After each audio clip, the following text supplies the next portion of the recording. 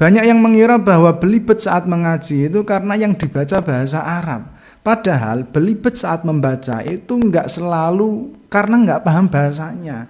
Wong nyatanya kita baca bahasa Indonesia saja itu bisa belibet kok. Padahal kita tahu bahasanya, kita paham setiap katanya. Makanya ada orang yang nggak paham Quran sama sekali tapi bacanya lancar. Dan sebaliknya ada yang ngerti banget sama Al-Quran, paham setiap katanya, yo paham tajwidnya, yo paham tafsirnya, tapi kalau baca belibet. Karena membaca itu, membaca yang mengeluarkan suara, bukan membaca yang dalam hati.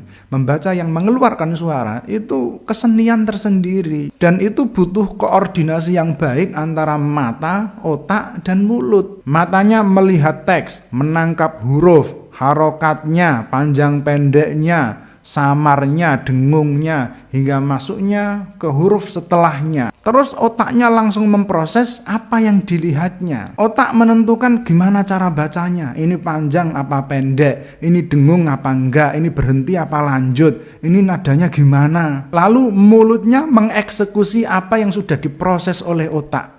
Lidah, bibir, dan suara harus bergerak dengan tepat. Dan semua itu terjadi dalam waktu yang sangat cepat. Agak rumit kalau dibicarakan, tapi sebenarnya ya itu proses yang alami. Dan dalam hal pembacaan Al-Quran, di sini saya akan memberikan tips agar membaca Al-Quran tidak belibet. Yang pertama, latihan tongue twisters. Ini sebenarnya di luar membaca ya, pra membaca. Ini hanya sekedar untuk melatih lidah biar lentur. Caranya adalah dengan mengucapkan kata-kata sulit. Nah, karena Al-Quran itu bahasa Arab, maka kita bisa mencari kata-kata sulit dalam bahasa Arab.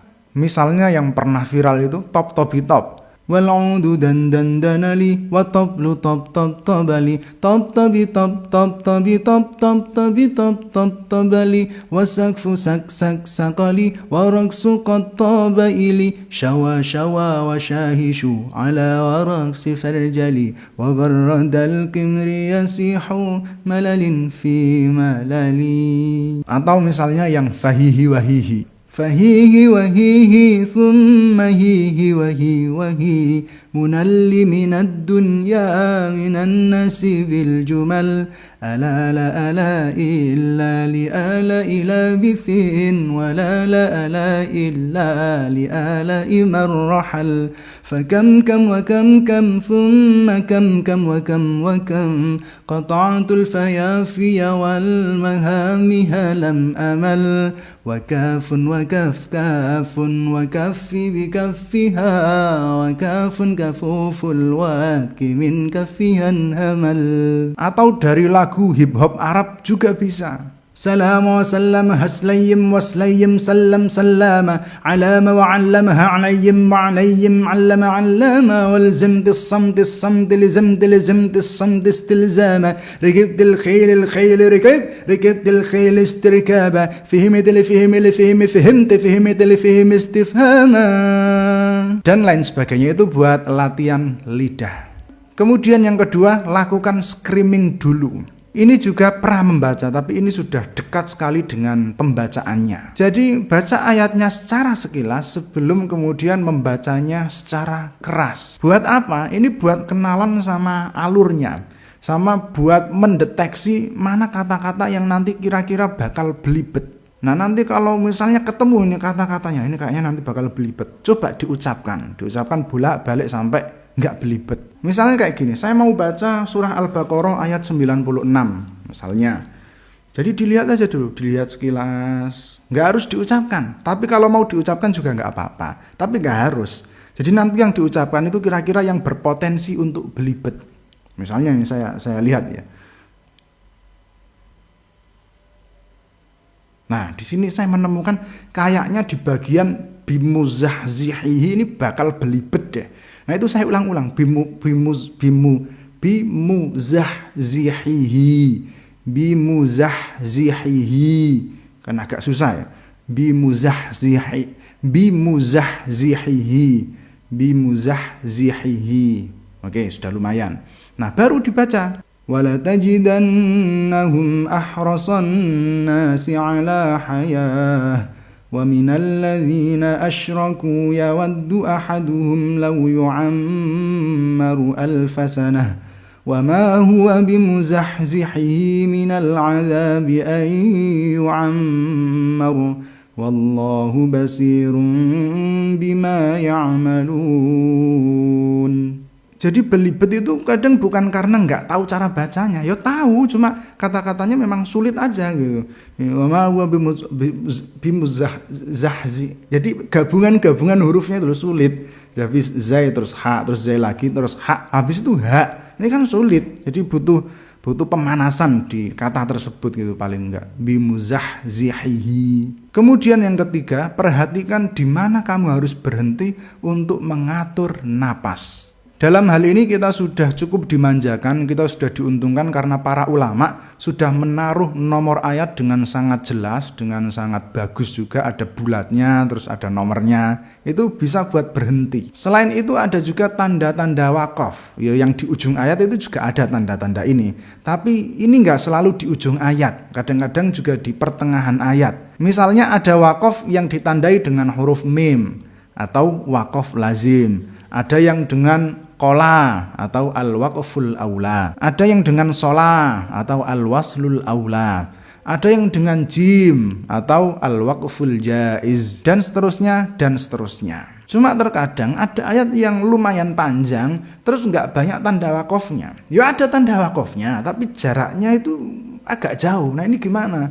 Misalnya napasnya nanti nggak nyampe, terus akhirnya jadi belibet. Nah itu bisa kita siasati dengan berhenti di kalimat tertentu, kemudian kita ulangi di kalimat sebelumnya atau di satu struktur kalimat tersebut. Saya kasih contoh misalnya surah Al-Baqarah ayat 61. Ini jaraknya lumayan jauh antara awal ayat sama tanda wakaf yang pertama. Wa idh qultum ya Musa lan nasbira ala ta'amin wahidin fad'u lana rabbaka yukhrij lana mimma tunbitul ardu min baqliha wa qithaiha. Enggak kuat. Itu wakufnya masih jauh, itu masih di wa basaliha. Caranya gimana? Jangan sampai napasmu habis, sudah berhenti dulu. Misalnya, wa idh qultum ya Musa lan nasbira ala ta'amin wahidin fad'u lana rabbaka yukhrij lana. Berhenti di situ. Enggak apa-apa, meskipun enggak ada tanda wakofnya, tapi harus mulai dari sebelumnya. Misalnya dari fad'u lana. Dari yukhrij lana ya boleh, atau dari fad'u lana juga boleh. Tapi jangan langsung dari lana, apalagi dari tengah-tengah kalimah.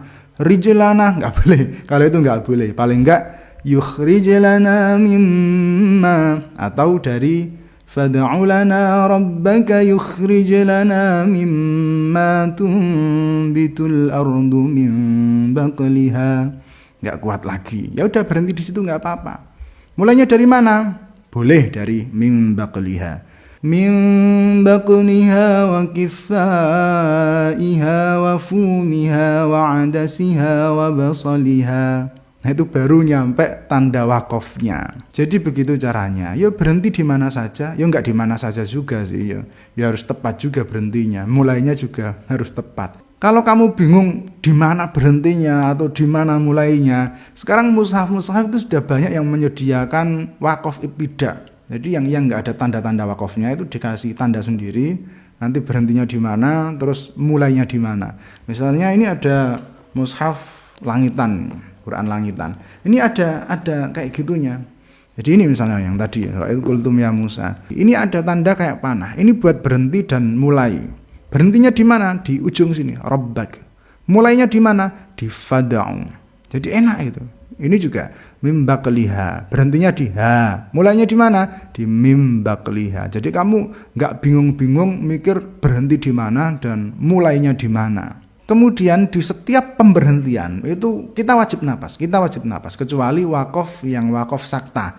Kalau wakaf sakta itu kita berhenti tapi nggak napas. Misalnya qalu ya wailana man ba'athana min marqadina. Hadza ma wa'adar rahmanu wa sadaqal mursalun. Itu kan enggak napas. mim marqadina hadza. Kalau selain wakaf sakta, napas, harus napas. Dan sebaiknya jangan cuma napas, tapi juga mengatur napas. Biar gak kehabisan napas, biar gak belibet. Karena kadang-kadang belibet itu disebabkan karena kehabisan napas atau karena napasnya gak teratur.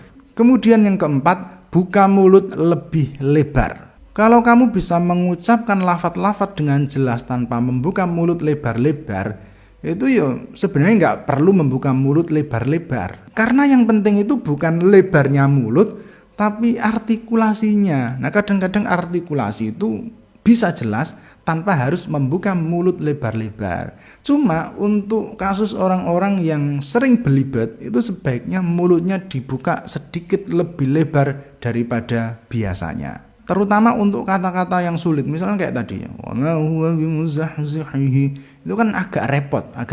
Nah, kalau kamu belibet di situ, kamu bisa perjelas di situ dengan membuka mulut sedikit lebih lebar. Wa ma huwa bimuzahzihihi minal 'adzabi ay yu'ammar. Kemudian yang kelima, atur jarak pandang, harus pas ini. Jadi jangan terlalu dekat, nggak kelihatan, atau terlalu jauh, nggak kelihatan juga. Kemudian usahakan mata sudah melihat kata atau lafaz atau kalimah setelahnya. Bukan usahakan, ya harus, mata harus melihat kata atau kalimah setelahnya. Ini biasa disebut dengan teknik A-span. Biar otak bisa memiliki waktu lebih untuk memproses kata atau kalimah setelahnya. Nah, ini dalam pembacaan Al-Quran itu harus. Kenapa kok harus? Karena Quran itu dibaca dengan tajwid. Nah, tajwid itu sangat erat kaitannya dengan perpaduan antar kata. Kamu nggak akan tahu ini bacaan idhar apa, idgham apa, ikhfa apa, iklab tanpa melihat kata setelahnya. Misalnya lafadz man. Lafadz man ini kalau kamu fokusnya cuma di man tok, nanti kamu bacanya man.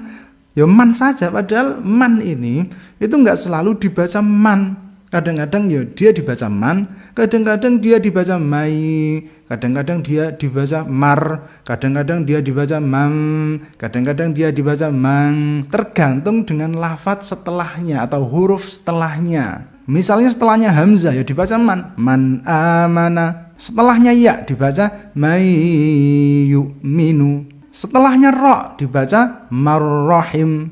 Setelahnya ba dibaca man ba'athana. Setelahnya kaf dibaca man kana. Jadi memang harus A-span. Dan untungnya mata kita itu ketika melihat satu titik, itu kan nggak cuma kelihatan titik itu tok, kita bisa melihat sekelilingnya. Dan itu penting gitu, itu penting dalam pembacaan Al-Quran. Makanya jangan fokus banget pada satu titik, nggak bisa.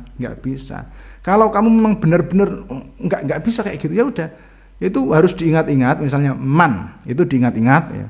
Nah, ketika mulutmu mau mengucapkan man, matamu sudah harus ada di huruf setelahnya. Ya, misalnya huruf setelahnya kaf.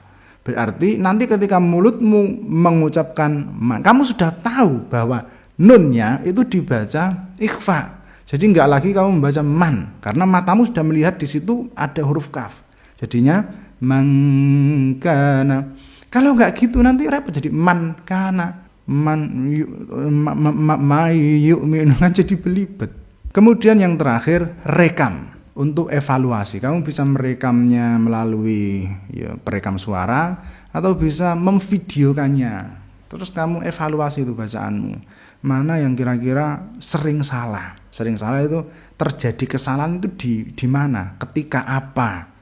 Terus pas belibet itu di bagian apa sih? Kapan saya belibet? Nah, terus dievaluasi, kemudian diperbaiki.